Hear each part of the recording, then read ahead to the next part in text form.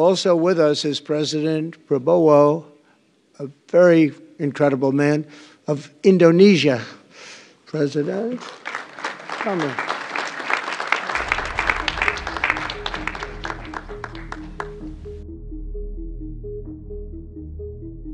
Memang ini tekad kita sebagai bangsa, tekad saya puluhan tahun saya membela Palestina, puluhan tahun sejak saya masih muda. Kita terus-menerus mendukung kemerdekaan Palestina, rakyat Palestina. Dan alhamdulillah ya kita bisa berbuat. Indonesia selama ini aktif. Kita kirim bantuan, kita kirim kapal, kita kirim Hercules berkali-kali. Saya kira rakyat Palestina dan rakyat Timur Tengah melihat bagaimana komitmen Indonesia. Kita juga kirim bantuan pangan cukup besar, ribuan ton beras kita kirim. Dan kita terus komit untuk mendukung ini.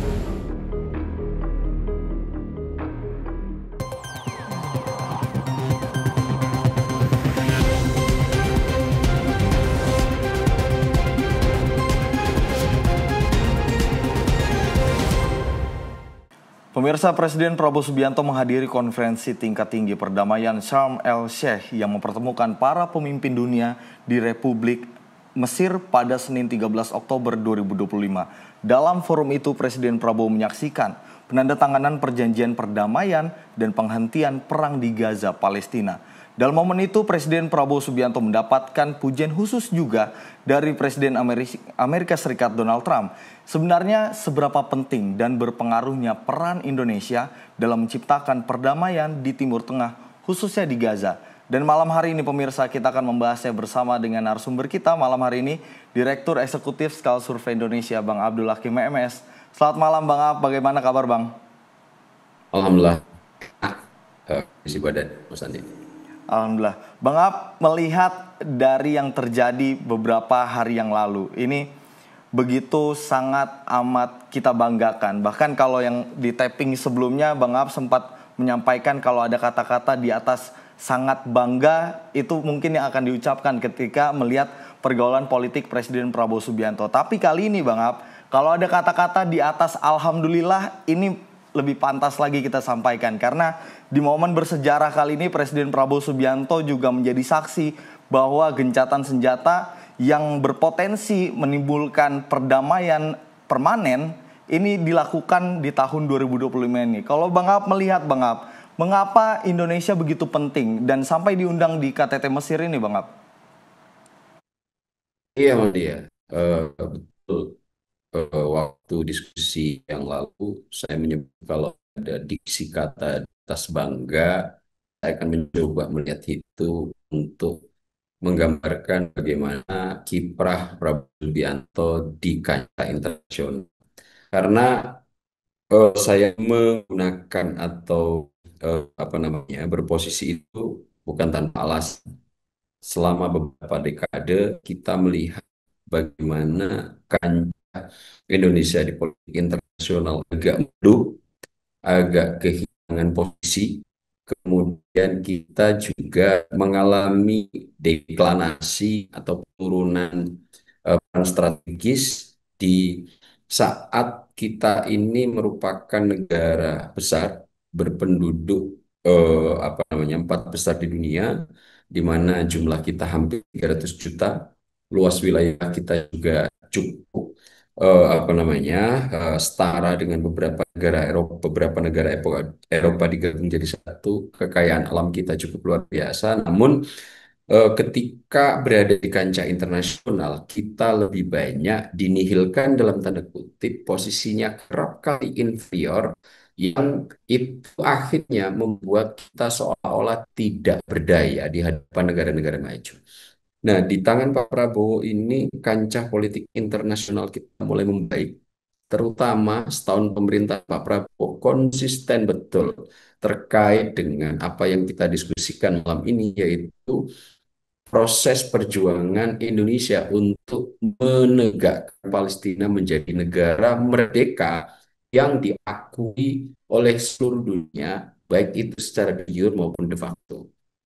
Kan Palestina ini agak cukup unik, Mas Andi. Secara de jure, banyak negara yang sudah mengakui bahwa Palestina ini sebagai entitas negara yang berdaulat, akan tetapi secara de facto, wilayah-wilayah Palestina ini banyak masih diduduki oleh apa namanya pemerintahan Israel gitu. Nah, dalam situasi yang semacam ini, lagi-lagi saya terenyuh bagaimana Pak Prabowo disambut hangat oleh Presiden Mesir sebagai negara yang pertama yang mengakui kedaulatan Israel ya, dan memang punya hubungan konflik yang sangat erat dengan Israel, pernah terlibat perang Arab yang dimana waktu itu dengan tukar guling Sinai yang awalnya diduduki Israel kemudian diserahkan kembali kepada Mesir, dan pada saat yang bersamaan Mesir kemudian menjadi negara pertama yang mengakui kedaulatan Israel gitu ya. Itu pun juga Prabowo memiliki hubungan yang cukup lekat begitu.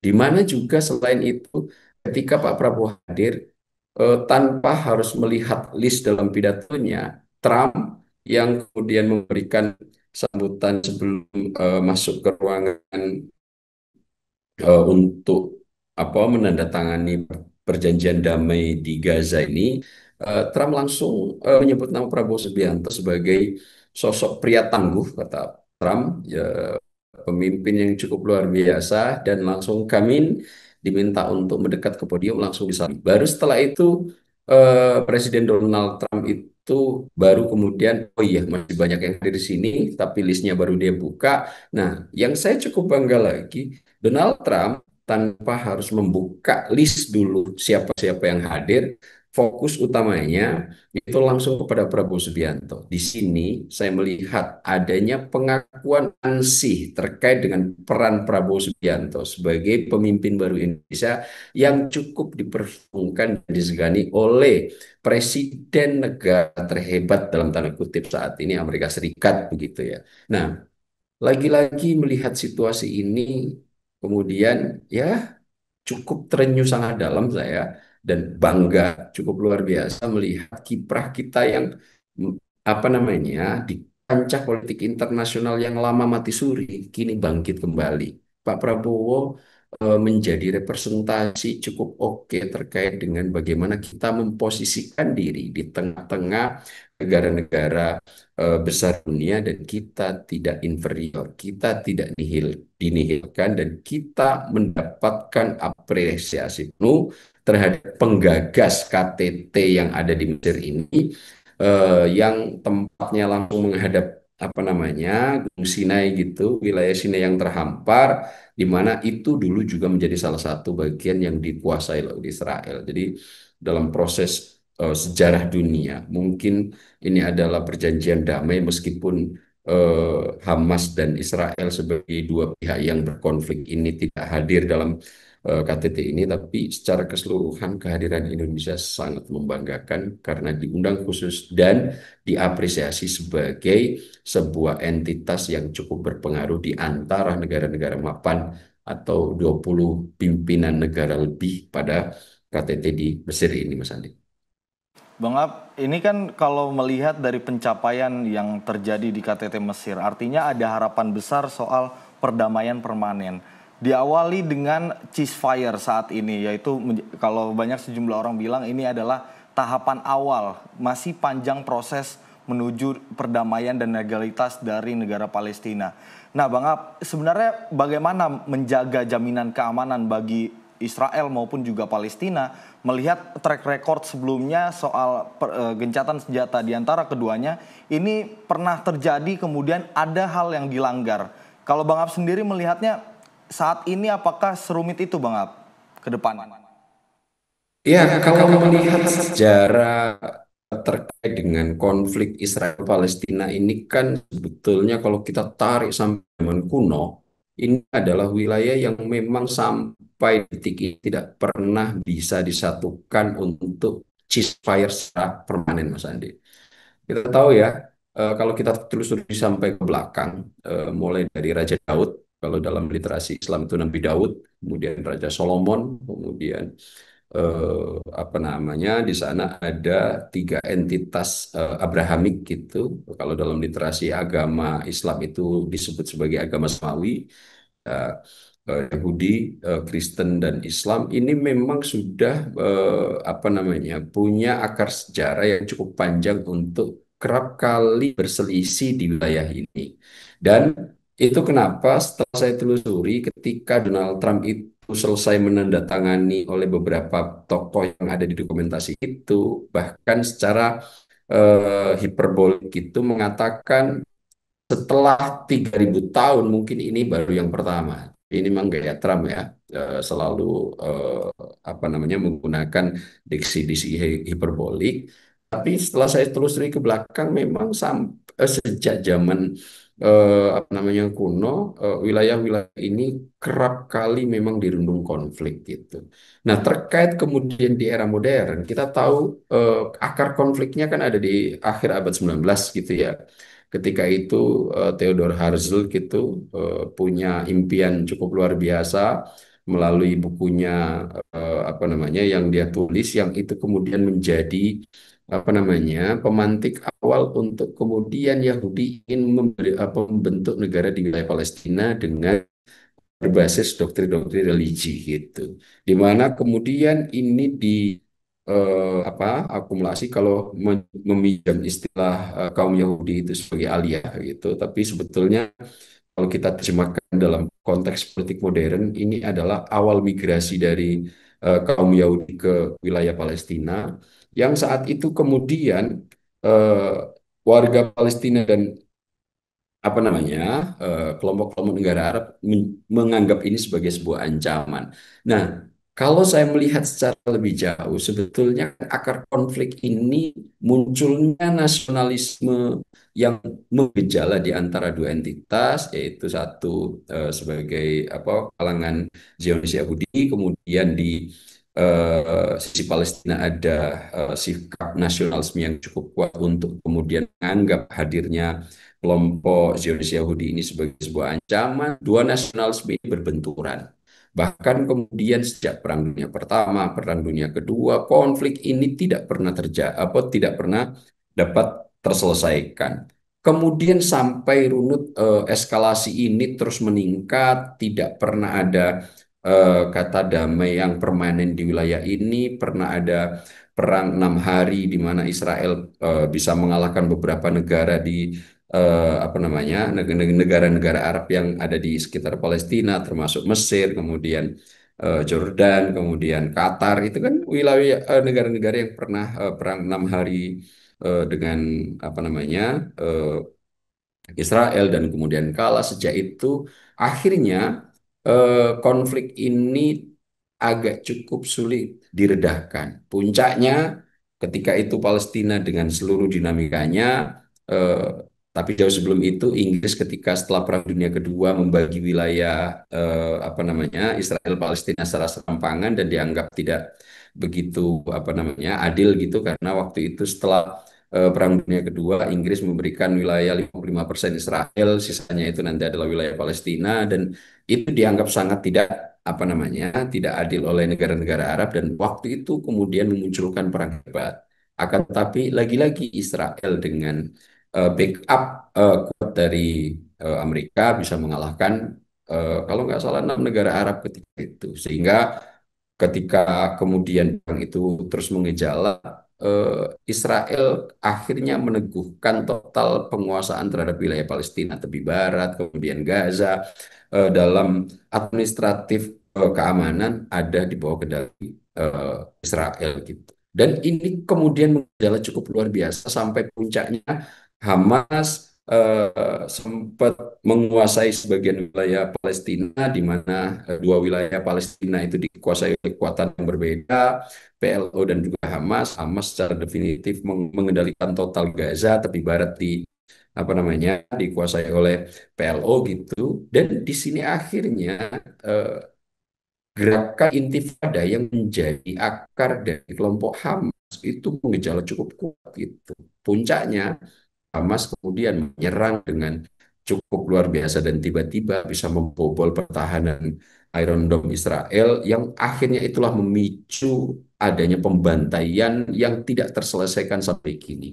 Nah, melihat ini semua, memang kalau kemudian apakah ini akan menjadi langkah terakhir sebagaimana diklaim oleh Donald Trump, kita masih harus menunggu dinamikanya. Akan tetapi di luar itu semua, Mas Andi, minimal meskipun perjanjian di KTT ini itu tidak dihadiri langsung dua pihak dari yang bersengketa, apa namanya, Israel, Netanyahu mengatakan tidak menghadiri KTT ini karena sedang merayakan Hari Besar Yahudi. Kemudian Hamas itu cukup mewakilkan ini terhadap apa namanya, Qatar gitu. Nah, eh, kondisi yang semacam ini akhirnya ada 20 poin meskipun dokumen resminya belum dikemukakan di area publik, akan tetapi poin-poinnya sudah cukup mengejala sebagaimana yang telah disusun oleh Amerika Serikat. Nah, meskipun ini tidak menjadi jaminan penting untuk adanya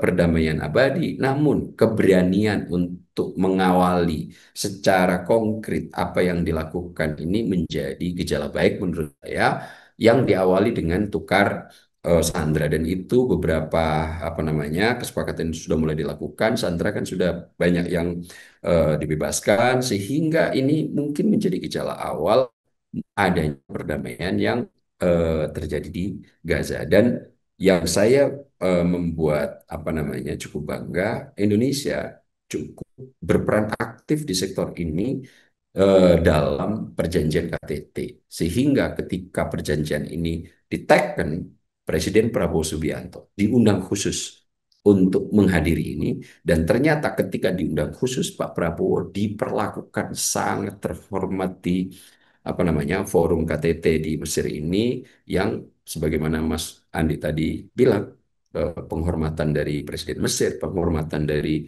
Donald Trump cukup menggejala dan cukup kuat terlihat, yang lagi-lagi saya cukup terharu melihatnya, Mas Andi.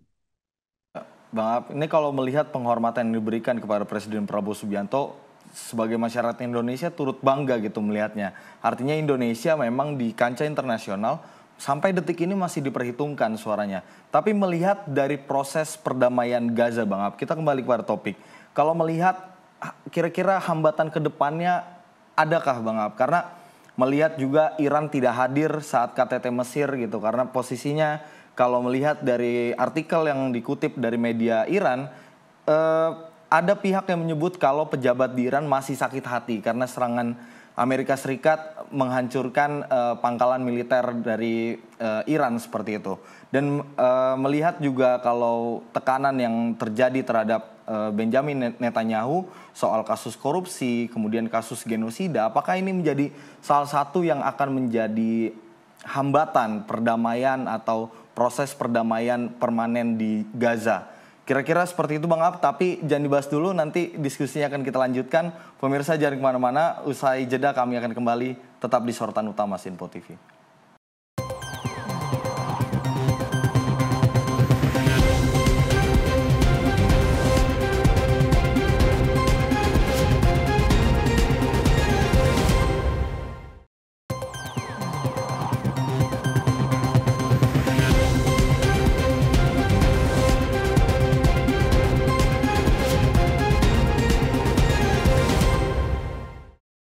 Terima kasih pemirsa, Anda masih di Sorotan Utama Sinpo TV, masih membahas soal bagaimana upaya perdamaian di jalur Gaza, dan masih bersama dengan Direktur Eksekutif Skal Survei Indonesia, Bang Abdul Hakim MS.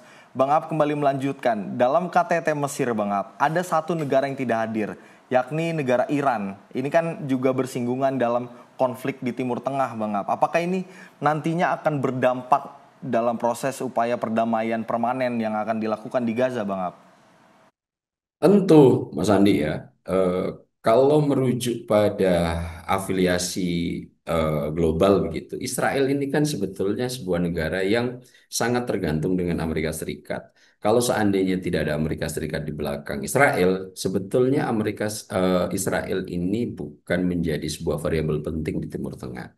Bahkan ada yang menyindir Israel ini adalah menjadi pangkalan terbesar Amerika Serikat yang berada di Timur Tengah. Nah, seandainya kemudian negara-negara yang saat ini secara kekuatan blok menjadi pembanding serius Amerika Serikat, di situ ya kita sebut tiga negara lah misalnya. Di situ ada Iran yang menjadi representasi di Timur Tengah, kemudian ada Rusia, kemudian ada Cina begitu. Memang dalam KTT ini tidak terlalu banyak terlibat ya.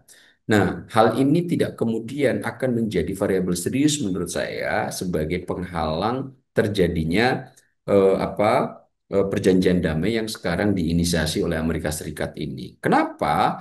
Karena Israel itu sejauh konflik yang sudah mengemuka sejak Ben Gurion apa namanya mendeklarasikan negara Israel menjadi negara merdeka tahun 1948 yang diikuti dengan adanya perang dengan negara-negara di Timur Tengah yang menjadi wilayah terdekat dari Israel begitu, itu tidak kemudian banyak melibatkan negara-negara seperti Iran, Rusia, dan Cina. Variabel terbesarnya itu bagaimana Israel ini bisa segera luluhkan dalam tanda kutip terkait dengan sikap kolot keras dan bahkan mengarah kepada chauvinis karena dalam beberapa dalam beberapa literasi yang bisa saya baca itu tujuan utama untuk Israel itu adalah membuat negara Israel raya. Nah, di situ akan diwujudkan seandainya itu bisa terjadi, akan bisa menghajar Libanon, Suriah, kemudian Mesir di wilayah-wilayah sekitar dari eh, Israel sendiri, termasuk tentu Palestina.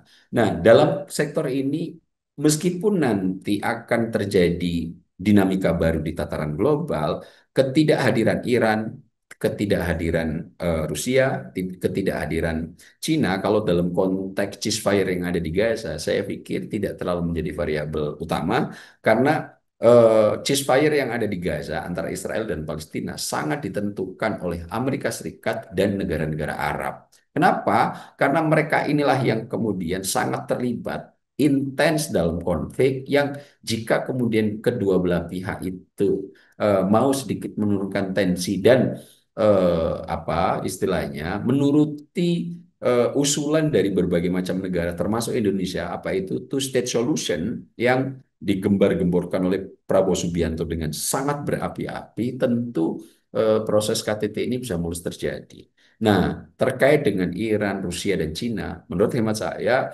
itu seandainya ceasefire terjadi, ini hanya bisa kita disebutkan dalam konteks bagaimana relasi politik global pasca Palestina dan Israel nanti damai. Nah, saya berharap keberanian awal untuk mendudukkan poin-poin penting agar ceasefire ini nanti bisa kekal, meskipun ada potensi ini tidak berjalan mulus karena Hamas dan Israel sendiri tidak hadir dalam KTT itu, tapi Israel yang representasinya nanti bisa ditekan oleh Amerika Serikat, kemudian Hamas yang nanti juga bisa ditekan oleh Qatar karena sepertinya sudah diwakilkan total oleh Qatar karena Qatar juga sangat marah ketika kemudian Doha sempat dibom oleh Israel. Tentu dengan kekuatan-kekuatan yang ada di belakang oleh militansi Hamas dan juga Israel yang di belakangnya ada Donald Trump yang cukup memberikan porsi penuh untuk adanya ceasefire pasca eh, pemerintah Amerika Serikat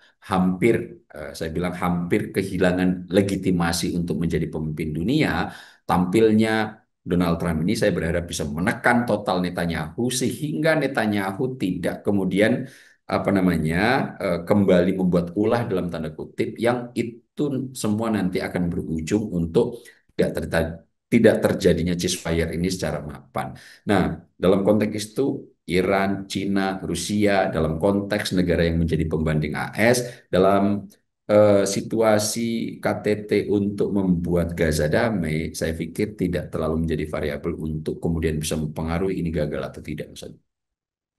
Oke, baik Bang Ngap. Itu kan kalau melihat dari artinya tidak terlalu mempengaruhi proses itu. Kemudian kalau melihat pasca hasil KTT Mesir kemarin, ini kan ada gejolak di Gaza, yakni Hamas dengan militansi dari Gaza sendiri ini justru ada perang saudara di tengah dari proses penyerahan tahanan perang seperti itu. Kemudian juga di dalam internal Israel sendiri, Presiden Israel Isaac Herzog ini juga menuduh bahwa Perdana Menteri Benjamin Netanyahu ini juga melakukan korupsi. Kemudian ada desakan juga terhadap Benjamin Netanyahu soal kasus genosida yang sudah banyak sekali menuntut ke peradilan internasional. Apakah dua kejadian tadi, Bang Ab, dari sisi Palestina juga terjadi gejolak, kemudian dari sisi Israel juga ada tekanan internal seperti itu. Apakah dua kejadian ini bisa menjadi penghambat juga, Bang Ab?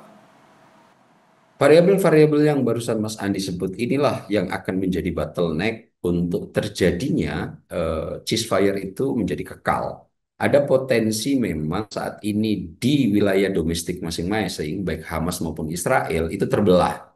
Hamas sendiri ketika menyerahkan tahanan juga memang betul ada potensi konflik dan sudah terjadi di antara internal sendiri. Ada yang menyetujui untuk kemudian ya sudahlah kita ceasefire, tapi kemudian di pihak Israel juga sama begitu, di mana saat ini dengan berakhirnya apa namanya, berakhirnya sikap sarkas dari Netanyahu, Netanyahu sendiri punya potensi kemudian secara politik akan banyak dihujat di apa namanya internal Israel sendiri, bahkan oleh kabinet yang saat ini berada di apa namanya kendali Netanyahu, di mana kita tahu ya sosok-sosok Menteri Keuangannya Netanyahu itu kan sosok-sosok yang sangat radikal terkait dengan bagaimana sikap terhadap Palestina.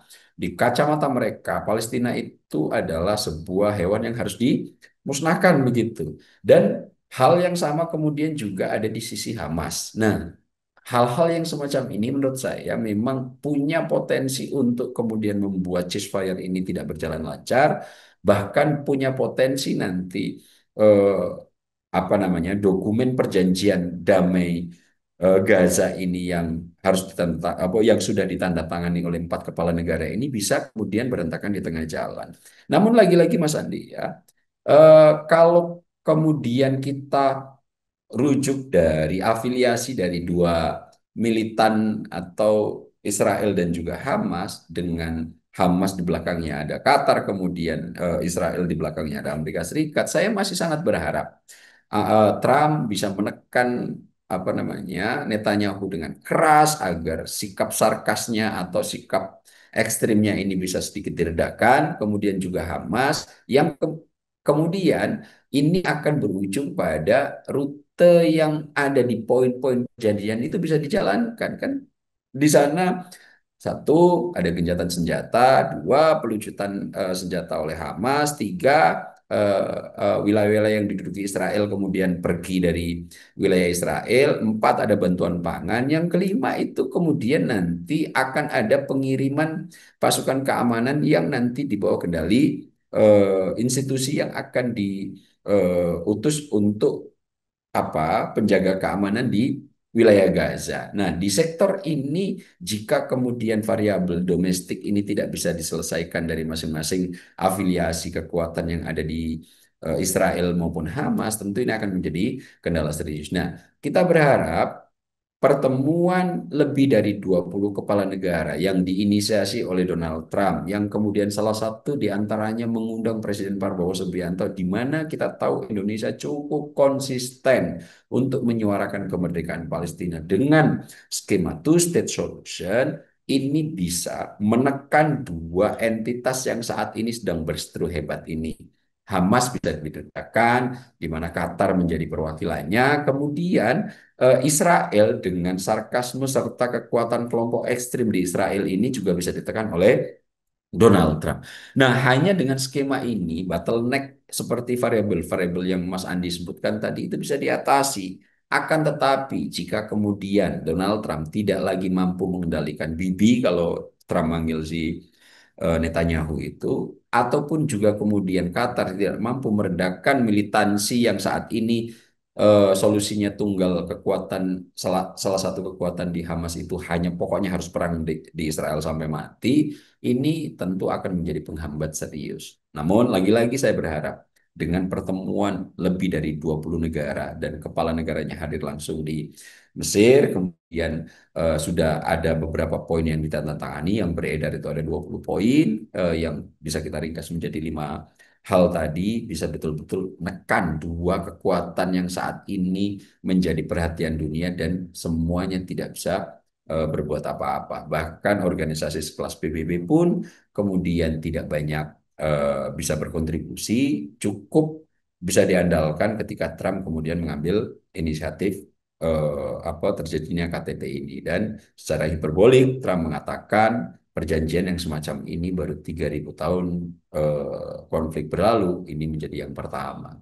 Ya kita harapkan aja langkah Trump ini untuk bisa membolehkan citra Amerika sebagai negara yang dulu mengklaim dirinya sebagai polisi dunia, membangkitkan moral baru, dan moral-moral ini yang nanti akan menjadi panduan lagi sehingga protes-protes seperti yang dikeluarkan oleh Presiden Prabowo Subianto, negara-negara imperialis ini, negara-negara yang mengambil sumber daya alam dengan menghisap cukup rakus negara-negara selatan ini, itu tidak kemudian hanya datang menasihati ketika kita sudah nuruti, kemudian mereka malah bersikap sebaliknya. Nah, kondisi-kondisi ini tentu akan menjadi indikator percaturan awal global yang baru, dan cukup Mas Andi, lagi-lagi Indonesia berperan di salah satu kutub kekuatan yang saat ini menjadi pembanding yang disebut Mas Andi tadi. Kalau ada satu blok, ada Rusia, ada Iran, dan juga ada Cina.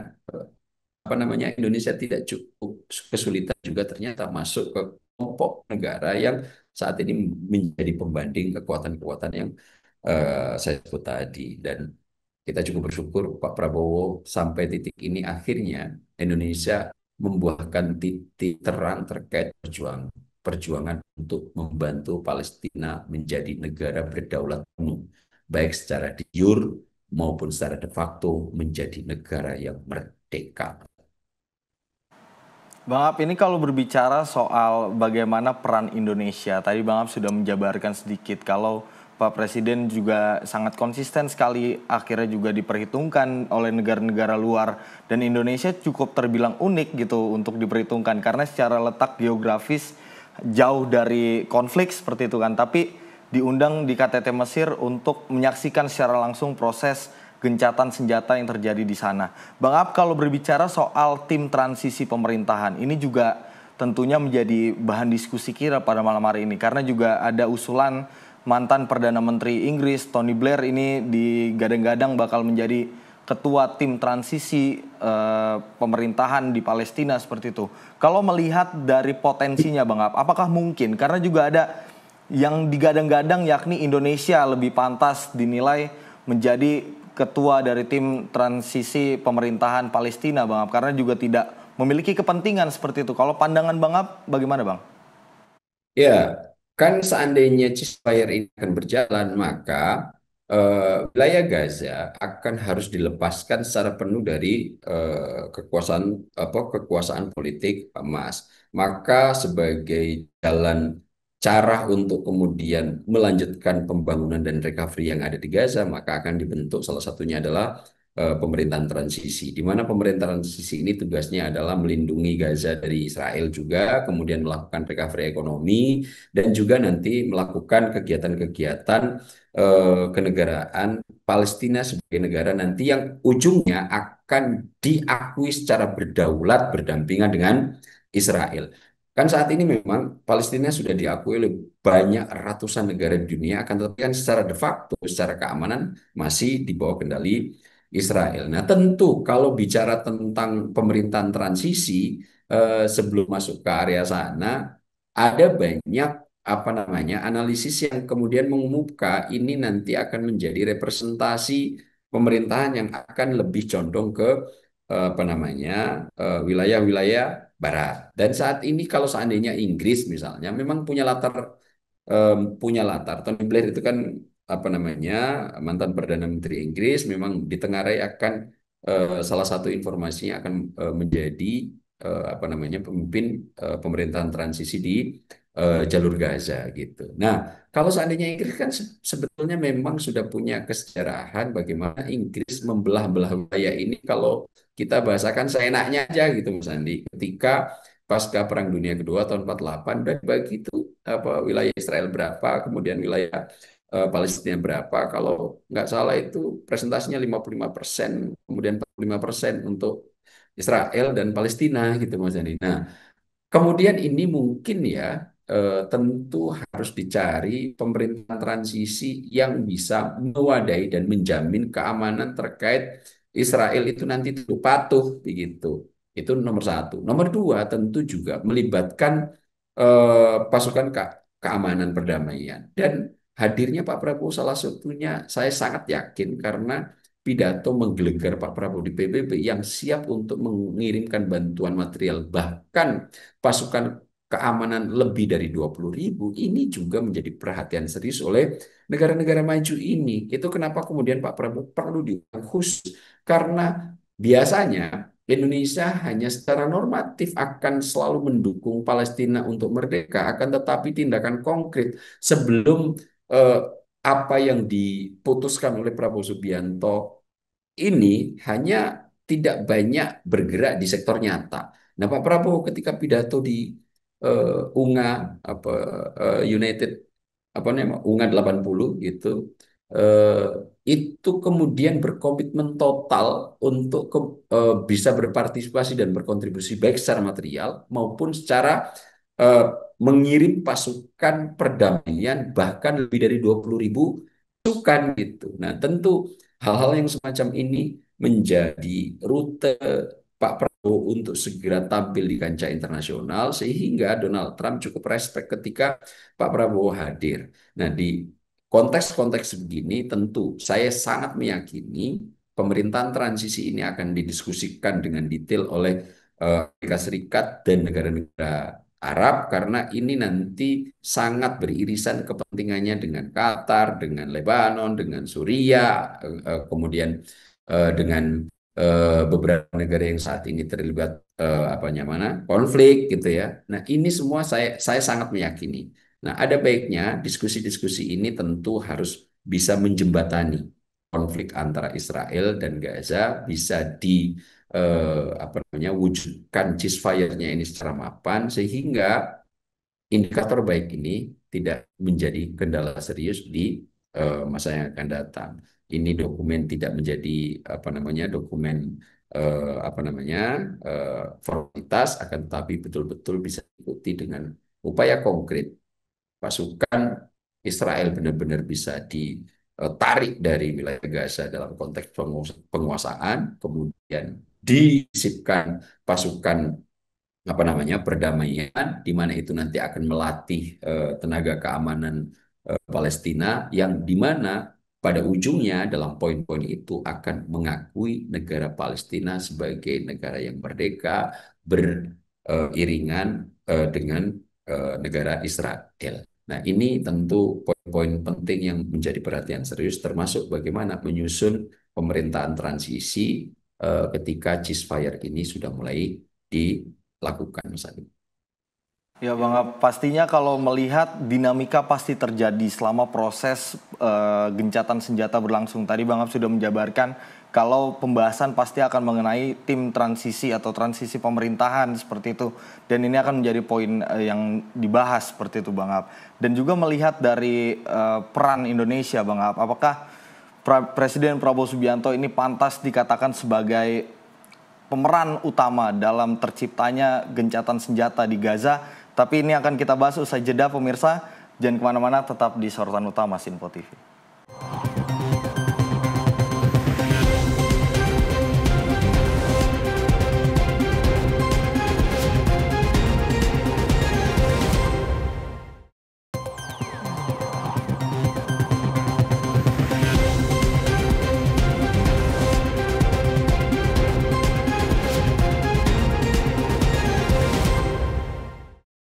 Pemirsa, Anda masih di Sorotan Utama Sinpo TV, masih bersama dengan narasumber kita malam hari ini, Direktur Eksekutif Skala Survei Indonesia, Bang Abdul Hakim MS. Bang Ab, kembali melanjutkan perbincangan.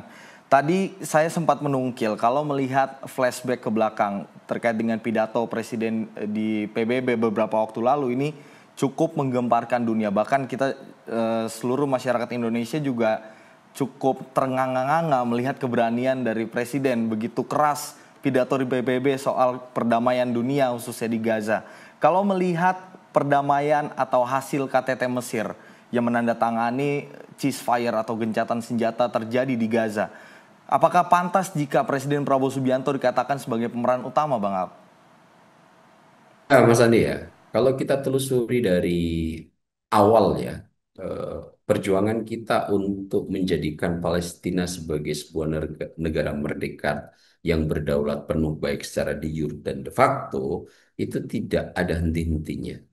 Dalam pembukaan Undang-Undang Dasar sudah kita apa namanya ungkapkan itu dan kita maktubkan meskipun tidak secara vulgar untuk Palestina. Artinya kita benci sama penjajahan, maka penjajahan di seluruh dunia harus dihapuskan karena tidak sesuai dengan pri kemanusiaan dan pri keadilan. Pada saat itu Indonesia dan Palestina adalah dua negara yang punya kesamaan nasib, di mana dua negara ini menjadi entitas yang saling mendukung satu sama lain. Kita sedang berjuang untuk memerdekakan diri dari Belanda. Palestina ketika itu juga sedang berjuang dari kooptasi Israel. Nah, sejak kemudian kita di awal-awal sudah mendeklarasikan kemerdekaan tahun 45, meskipun secara definitif baru kita diakui tahun 49 oleh Belanda, pada saat itu antara Palestina yang saat itu tidak menjadi secara internasional atau secara hukum internasional belum menjadi sebuah entitas negara mendukung kita secara penuh. Dalam konferensi Asia Afrika kita maktubkan kembali itu melalui Presiden Soekarno yang cukup getol, cukup luar biasa untuk membela Palestina. Sikap konsisten itu terus kita rawat mulai dari Presiden Soeharto, kemudian ke apa namanya Gus Dur dengan berbagai macam dinamikanya ya, Presiden Habibie, Megawati, kemudian Pak Jokowi. Namun di antara presiden-presiden ini kemudian apa yang pernah terekam perjuangan hebat di kancah internasional yang diperjuangkan oleh Soekarno itu muncul lagi di Prabowo Subianto. Bahkan dengan narasi yang lebih vulgar yang tidak pernah dipakai oleh presiden-presiden yang ada. Apa itu? Kita akan mengakui Israel sebagai negara berdaulat hanya jika apa namanya pendekatan two state solution artinya kemerdekaan terhadap Palestina diberikan itu secara vulgar sejak Pak Prabowo Subianto dilantik pertama kali narasi yang dikemukakan di area publik dalam pidato pelantikan ngomong soal Palestina, dalam pertemuan dengan Emmanuel Macron ngomong Palestina, dalam Antalya Forum ngomong Palestina. Bahkan pada ujungnya adalah dua kali pidato di United General UNGA itu United Nations General Assembly atau apa pidato PBB gitu ya, sidang sidang tahunan keamanan PBB, Pak Prabowo dua kali menyampaikannya dalam sambutan awalan mendukung total apa namanya Pak Palestina untuk merdeka. Pada ujungnya sampai menggebrak meja bahwa Palestina itu menjadi salah satu negara yang harus diperjuangkan untuk merdeka dan itu konsisten. Baik secara diplomasi internasional maupun sikap juga kita sama Mas Andi. Dua kali kita rela atau satu kali kita rela kehilangan sebuah momentum besar untuk tampil di Piala Dunia U20 gara-gara hanya Israel menjadi salah satu peserta di situ. Waktu itu PDI Perjuangan cukup keras getol menyuarakan apa yang dibawa Bung Karno untuk tidak ada urusan sama Israel sebelum Palestina merdeka.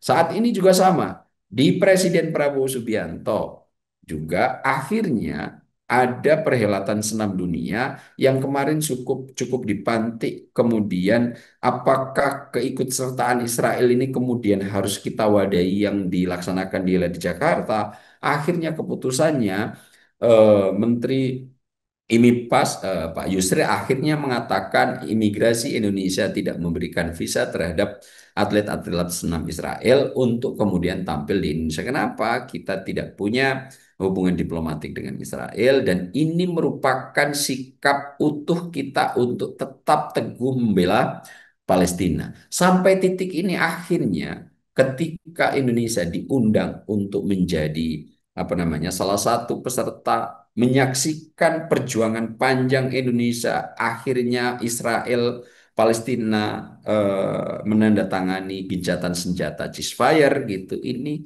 merupakan ujung yang cukup indah melalui apa namanya perjuangan kita selama ini. Dan memang Mas Andi, meskipun secara tidak secara hiperbolik, memang Pak Prabowo Subianto cukup membantu terkait dengan adanya apa namanya perjanjian perjanjian gencatan senjata ini. Kenapa? Semua negara-negara Mas Andi yang ada di sekeliling Israel itu adalah sahabat-sahabat Pak Prabowo. Raja Jordan, di mana Pak Prabowo sempat harus apa namanya kontemplasi sebentar karena situasi politik domestik yang tidak menguntungkan bagi beliau. Ada di Raja Jordan adalah sahabat beliau, Raja Qatar adalah sahabat beliau, LCC itu sahabat beliau.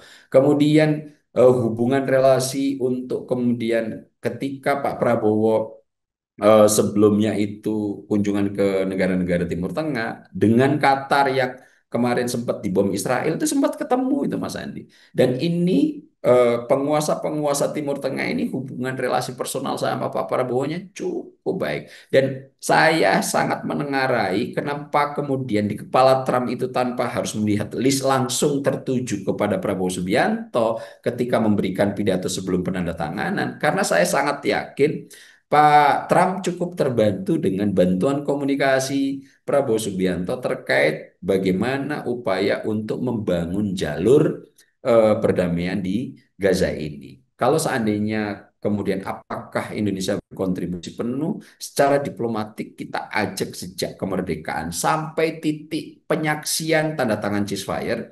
Nomor dua, Indonesia sebagai negara Muslim tentu akan menjadi salah satu variabel penting untuk apa namanya terlibat langsung dalam konteks perdamaian ini. Bahkan Indonesia itu diklaim oleh Israel beberapa kali telah membantu Israel gitu Mas Andi. Contoh paling sederhana, ketika pidato di UNGA 80, Pak Prabowo yang memakai kata Shalom itu akhirnya oleh Time of Israel, salah satu surat kabar yang ada di sana, itu dinarasikan sebagai bentuk apa namanya dukungan Indonesia terhadap Israel begitu. Walaupun itu akhirnya tidak terverifikasi karena Shalom, Om Swastiastu, Santi Om itu adalah sesuatu yang sudah biasa secara toleran kita lakukan untuk menghormati dan menghargai keyakinan yang lain. Kita sudah cukup lama untuk apa namanya melakukan toleransi antar umat beragama dan itu ternyata di kalangan dunia internal bikin shock. Bahkan itu kemudian dipakai oleh Israel sebagai propaganda. Indonesia sudah mendukung Israel. Yang terbaru Mas Andi, terkait dengan kunjungan Pak Prabowo KTT ini, Time of Israel juga menyebut bahwa Pak Prabowo akan berkunjung ke Tenggarahan ke Tel Aviv gitu. Padahal sumbernya itu nggak disebut siapa yang kemudian dikutip dalam Time of Israel itu bahwa Pak Prabowo akan berkunjung ke Israel yang ternyata setelah kemudian ini banyak beredar dikonfirmasi oleh Menlu kita Mas Sugiono bahwa itu tidak betul. Pak Prabowo tidak ada rencana untuk melakukan kunjungan kenegaraan terhadap Israel. Itu juga kemudian dikonfirmasi oleh istana bahwa berita itu adalah tidak terverifikasi valid atau hoax gitu. Nah, saking strategisnya posisi Indonesia sebagai negara Muslim terbesar di dunia, kemudian saat ini Pak Prabowo yang punya relasi sangat dekat dengan negara-negara Arab, negara-negara apa raja-raja yang punya ikatan konflik cukup lama dengan Israel, tentu inilah yang membuat akhirnya Prabowo Subianto punya posisi sangat strategis terkait dengan adanya ceasefire di Gaza antara Hamas dan Israel. Dan ini kemudian tervalidasi ketika Pak Prabowo hadir dua kali. Donald Trump memuji beliau terkait dengan peran strategis, dibilang pemimpin yang sangat kuat dan apa namanya great job katanya untuk terkait bagaimana upaya perjuangan memerdekakan Palestina.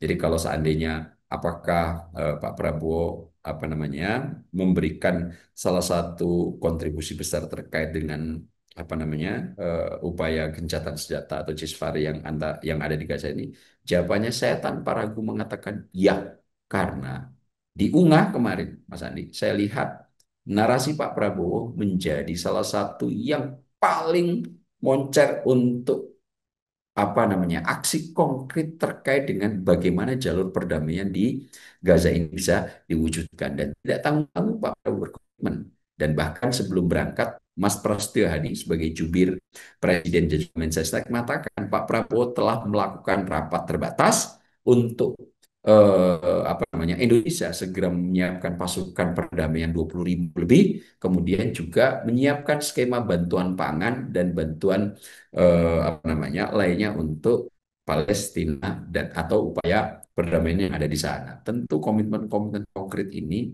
kalau kemudian lagi-lagi Pak Prabowo apakah punya partisipasi penuh di proses ceasefire ini? Saya tanpa ragu menyebutnya sangat berpartisipasi dalam proses adanya gencatan senjata antara Israel dan Palestina, terutama dengan Hamas di jalur Gaza. Misalnya.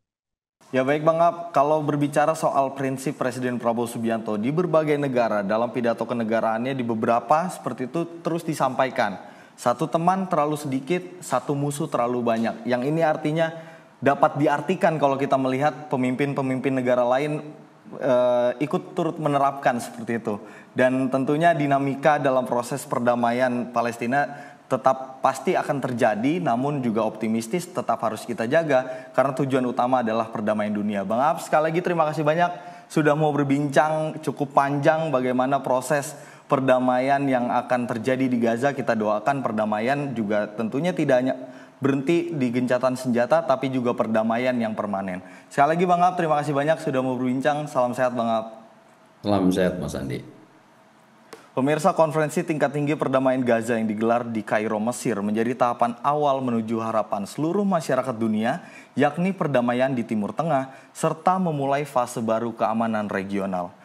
Seorang kepala negara yang aktif menyuarakan perdamaian konflik ini menunjukkan keseriusan negara tersebut untuk menegakkan misi kemanusiaan.